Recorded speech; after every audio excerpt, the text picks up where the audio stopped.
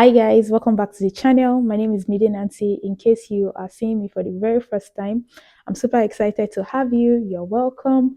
And if you're a returning viewer or returning subscriber, thank you for coming back. I'm very excited to be making this video and I hope you learn a thing or two. In today's video, I'm going to be telling you how to get accommodation if you are not already in France. If you're wondering why I'm making another video about accommodations in France, in the past, the videos that I made, I realized that they're mostly focused on people who are already in France.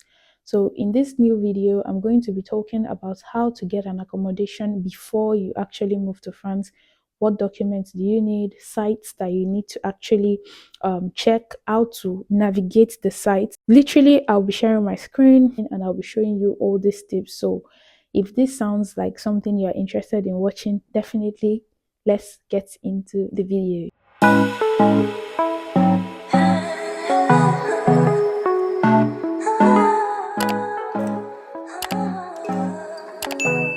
First, before I show you my screen, I'm going to mention the general documents that will be very essential for you. You need your admission letter because you are not in France yet. Most of the landlords will want this document, so you need to get it available. If your program already invited you, maybe by email or whatnot, to start your registration process online, please start as soon as you get admission. That way, your registration attestation will also be very important. You also need your international passport to show that you're a real person, and the name on your admission letter is actually you. In so many cases, the landlord will want you to have a visa already. So it is your place to explain to them that actually I cannot have the visa except I get this accommodation. This is the last thing that is like that I'm waiting for. I just need to get like an accommodation contract or like your lease contract to finalize your visa demand, that without it you cannot get the visa. Many of them are nice and they will actually listen to you and consider it, while many of them are not going to have it at all. You have to exercise patience. When they are not so nice to you, just accept it as your fate and move on to the next person. In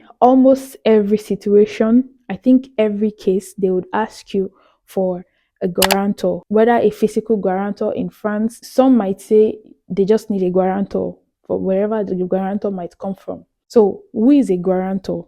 In French, it's called garant. This is literally someone that stands in for you financially. Not like the person says they are going to actually be sending you money, but they are going to stand in for you in case you fail to pay your rent. This person will be held responsible. So like, it's just the kind of thing for landlords, because in France, tenants have so much laws. Like when you move in as a tenant, you have like a lot of laws backing you up over the landlord. That's why the landlords are most particular about who they are actually letting into their apartments.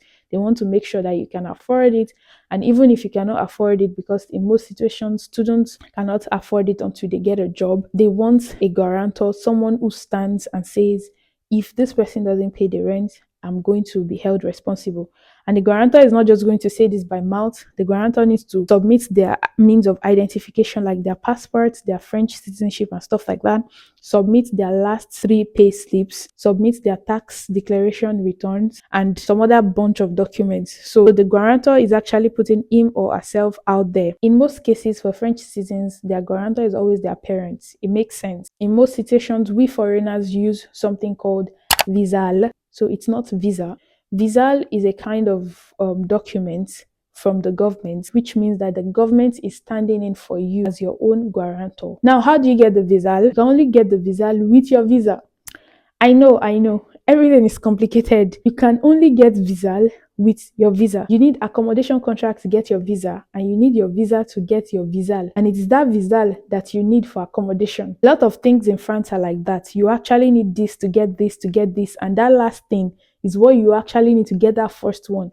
So it's not possible. It's like a never-ending cycle. I just mentioned the A.V.L so you know it exists, but in your situation, it's not actually going to help, because there's no way you can boycott the process. You can't get the A.V.L without having a visa.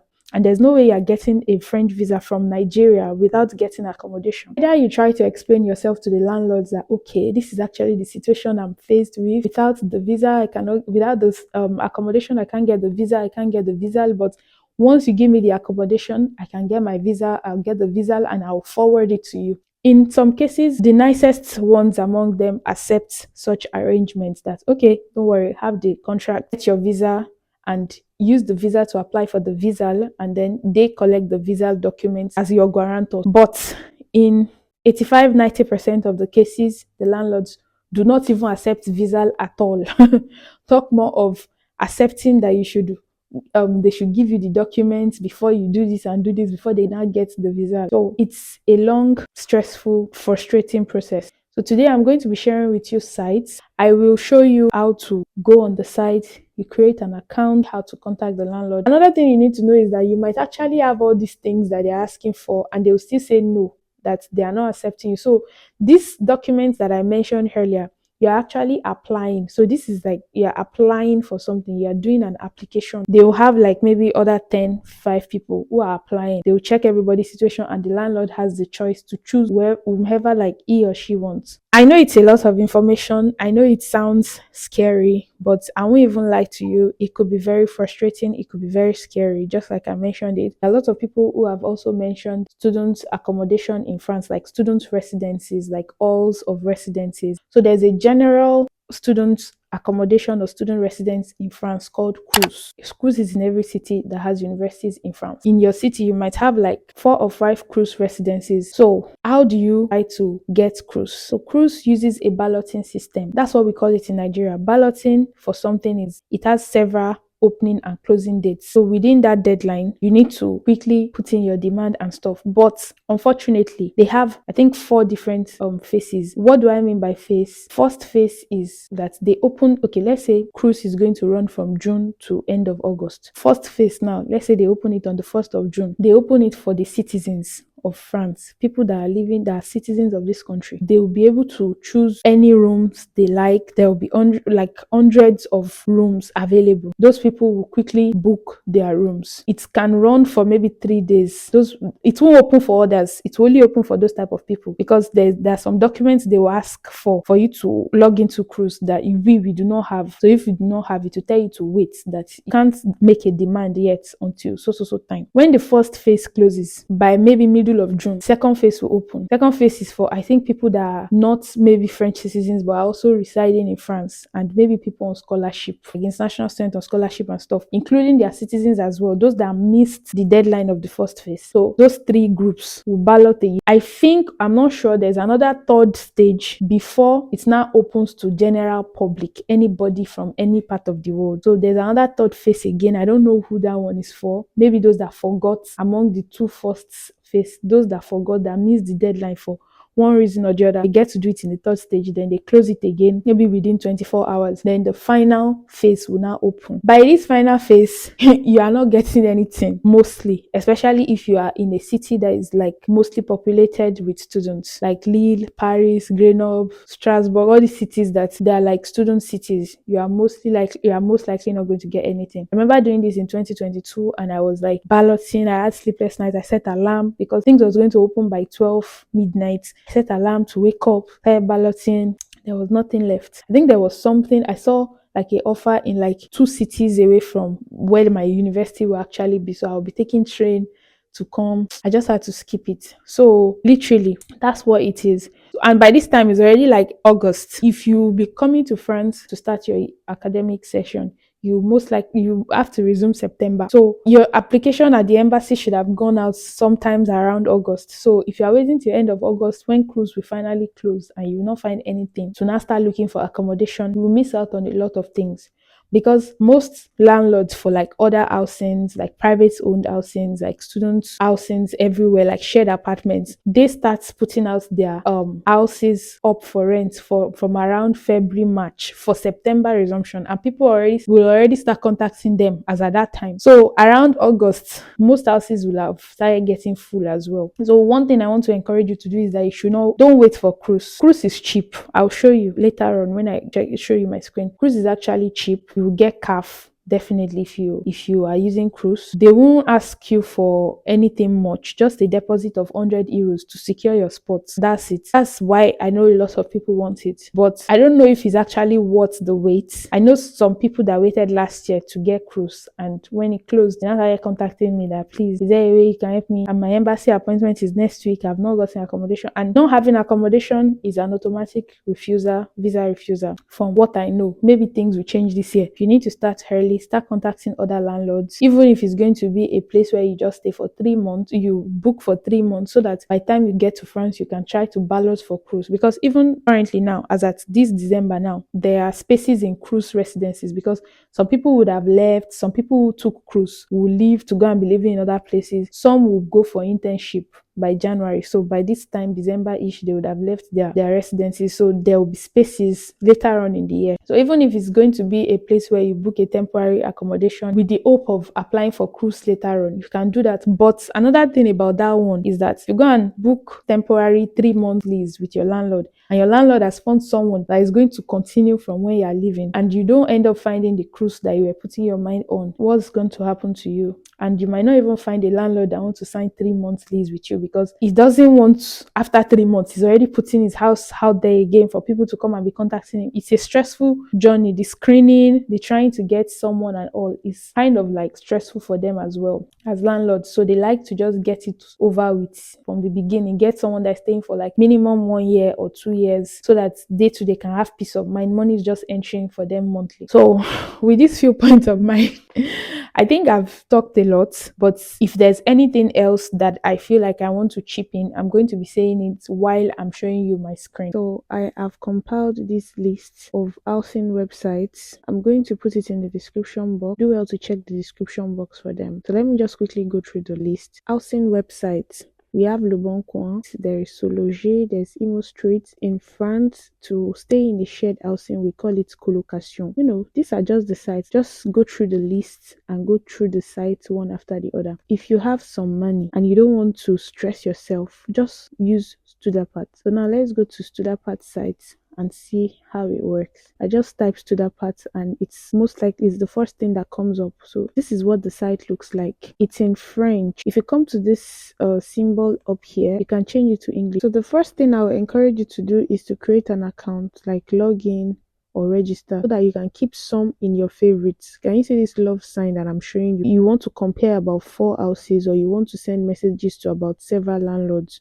That way you can have a bunch of them. First thing you need to do when you come to this screen is to put the postal code of your school. So your school might not be located in a popular city like Paris, Nice, Bordeaux, Lyon, all those places. It might be something entirely different. So let's go with Saint-Etienne. So you could either put the name of the city entirely or put the postal code. You can choose to put the duration. So let's say you want to move in 30th of August 2025, and there's this option that says I plan to stay indefinitely. If you don't want to stay indefinitely, you can remove it. So you have to choose like a deadline, like you have to put maybe 6 months, 12 months, 24 months. You can also go to this option that says accommodation type. So just choose everything, leave it as it is if you are open to sharing house. But if you want to really live alone, then just go for maybe full accommodation or something. But just know that your distance will be limited. Then for budget, you can put 700, 800, 900 according to what you think. But I will encourage you to leave it so that I can have a wide range of options. I've put Saint-Etienne in my search box. So let's say it's this one of 335 that interests you. You click on it. The good thing about Studcorp is that you get to see the full address in most cases. So you can copy this full address, put it on Google Map, or even just click on this option that says see the accommodation on the map. Put it on Google Map and put the address of your school to see how far it is to your school. You can also click on this to see the equipment that the house has. So if it looks like something that interests you, all you have to do is to contact the owner of the room. So this is it, Pascal. So when you create an account, you should be able to see the full profile and then send a message to the landlord via this site. But the only problem about Studcorp is that there's a Studcorp fee. So this amount you are seeing here, 335, is not the full amount. That's not the only amount you are going to be paying. There's going to be a total amount that you are going to see. Okay, so now see the money in this one. The rent is 382. The charge is 60. Total rent is 440. There is a booking fee of 264 for your booking. The renter requests a security deposit of 573. So if you want to book this house now, you will have to pay 382 plus 60, which is 442. 442 plus 573 plus 264. If you can afford it, close your eyes and pay it, and just pay send a message to this landlord, because the document you get from Studapart is actually like accepted at the embassy. There are some platforms you get a document of accommodation and the embassy would not approve it. I'm also going to show you how to navigate Leboncoin, because Leboncoin personally is what I've been using. But Leboncoin, the downside of Leboncoin is that the landlords, most of them are not verified, and you might actually fall into the hands of scammers. The good thing about Leboncoin, however, is that you find a lot of cheaper options than Studapart. So you need to create an account. But of recent time, I heard that you can only create an account if you have a French phone number. So I don't know how true that is, but you should definitely try your options. So let's say you are looking for an apartment. Just type colocation done colocation. I mean, except you are looking for studio, you can now type studio. I can't find where to change it to English, so I'm just going to kind of translate what I'm doing. Sorry about that. So just the same way I explained Studapart, you can either put the name of the city or put the name of the postal code. So I've clicked on this city, so it brings up several options just like Studapart. But unlike Studapart, for Leboncoin you cannot put like duration. So for Leboncoin you just have to check the pictures, you see the rent. Sometimes the rent you see is not like the full rent, because you still have to pay charges, electricity, water, Wi-Fi, and all sorts. Then you also see the type of the criterias. Meublé means furnished, so you have to see if it's a furnished apartment or not. So this building is inside like a residence, a residence building that is like 12 floors, that has 12 floors. So 12-story building, if as we used to call it in Nigeria. So this particular house is on the 7th floor. You can use Google Translator to translate the details, see if it's something that interests you. If that's the case, you send a message to the landlord. So that's how to use Leboncoin. But be careful, the landlords that will say, send me a message on WhatsApp, I'm going to send you pictures. They're mostly scammers. Once you ask them for like maybe, oh, I'm not in the country yet, I can't visit physically, can I have a video call where you show me the house, the same house that you sent in pictures? I need to see it and it should be there in the frame. And as long as he's willing to do that, it's most likely not a scammer, because that way he's exposing his face. You can take screenshots of his face. Also, another way to identify scammers is when it gets to the payment time and they are not sending you a direct French bank account with like the full name of the address owner. Everything is not looking like they're sending you to go and use, like, scammers wouldn't want to release their name because they know they're traceable, and they wouldn't want to use their own bank accounts except maybe a stolen bank. It's just a messy situation. Most of them always say people should go and purchase something and send them the code of what they purchased, so they convert that into money. So that's not traceable. So in situations like that, just run. So last year a bunch of people also got like accommodation on Room Lala. This is what the site looks like. I don't think there's a way to change this to English as well, but this means connect, like login, and this means register. So you should definitely register if you are new. Put the name of your city. Let's put Paris.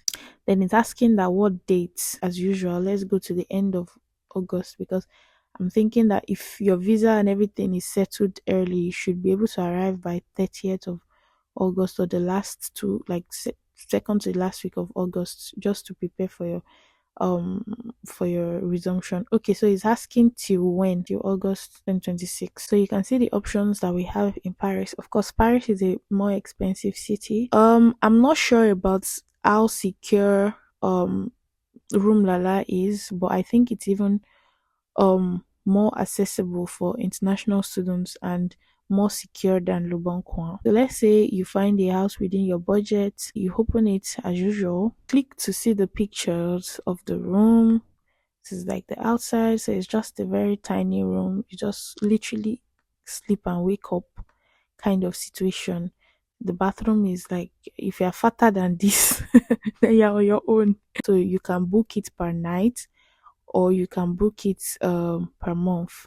So I know some of you might be asking yourself now that, oh, can I just book for 1 week? Can I use that 1 week of accommodation for my visa? You cannot do that, because for your visa, you need at least 3 months accommodation contract, 3 months contract from a known housing in France. And you might be asking yourself that, how will they know if it's a fake house? So literally, France is it's a system that works. There's nothing like, oh, there's one house in the middle of somewhere that the government that is not registered. All the houses are registered. The names of the landlords are there. They know how they verify and see if the house, the accommodation you got is in the name of an organization or is in the name of a landlord. So they know how they cross check and verify all these things. So it's one room with the landlord. Chez l'habitant means you are living with the landlord. So the landlord is also living inside the house. The landlord is just renting one of their rooms out for you. So this person is only renting this house for a duration of 1 week to 3 months. So just short stays, nothing long. The house is also available or eligible for APL. So APL is CAF. Yes, that's one thing you need to look out for. Is the accommodation eligible for APL or CAF? So CAF, as I've mentioned severally, is an organization in France that helps with paying of rent. So if your rent is like 550, the rent per month, depending on your situation, depending as well on the house and so many other factors that they put into consideration, you might end up getting like 100, 150, 200 euros per month from the CAF to help you with the payment of your rent. So immediately you come to France, that's one thing that you want to immediately apply for. So these are more details about the room. This is, these are like the ratings of the previous people that have used the place.